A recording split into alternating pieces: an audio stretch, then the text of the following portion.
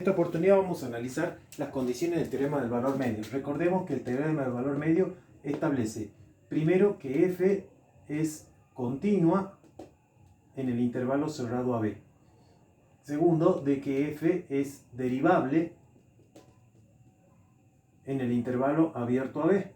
Y si eso sucede, entonces va a existir por lo menos un c que pertenezca a ese intervalo abierto a b, tal que f' evaluada en el punto c sea igual a f de b menos f de a sobre b menos a. Bien, esta función es una función polinómica. Vamos a ver si cumple. F es continua en el intervalo cerrado cerrado menos 1 a 1 por ser polinómica. Bien. Además, f es derivable, solamente exige que sea derivable en menos 1 a 1 por la misma razón, por ser polinómica.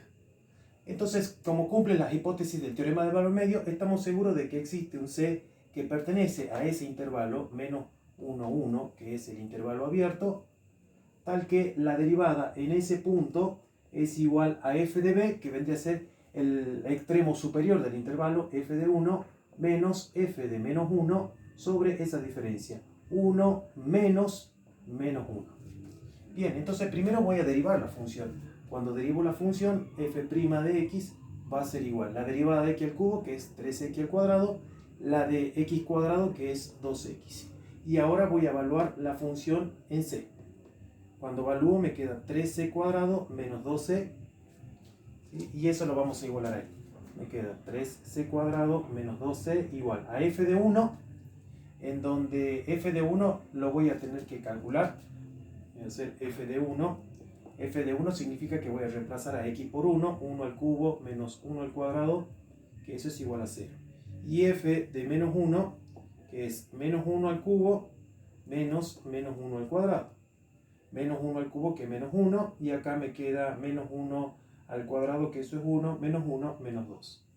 Perfecto. Entonces f de 1, que es 0, menos menos 2, sobre 1 menos y menos más, entonces me queda 3c cuadrado menos 2c igual a 2 sobre 2, que simplificado eso es 1, y fíjense que me queda en la ecuación cuadrada 3c cuadrado menos 2c igual a 1, 3c cuadrado menos 2c menos 1 igual a 0.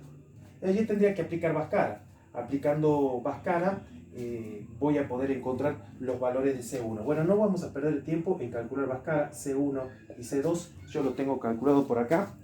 C1 vale, ya les digo, 1, 1, y el otro vale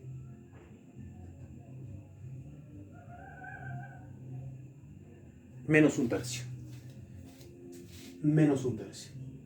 Bien. Entonces, aplicando Bhaskara encuentro esos dos valores C. ¿Pero qué representan esos valores C? Esos valores C deben pertenecer a ese intervalo.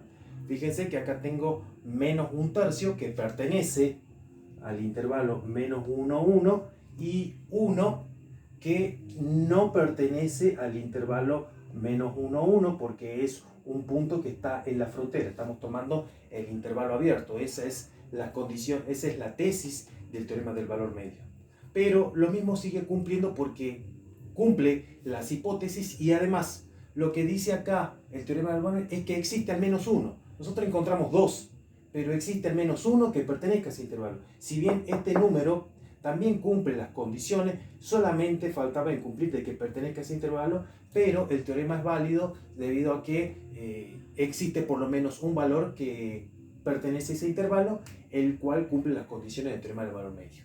¿Qué significa ese valor? Significa que en ese punto, en el eje X, la recta tangente es paralela a la recta secante que pasa por los extremos del intervalo, el cual es la interpretación geométrica del teorema del valor medio.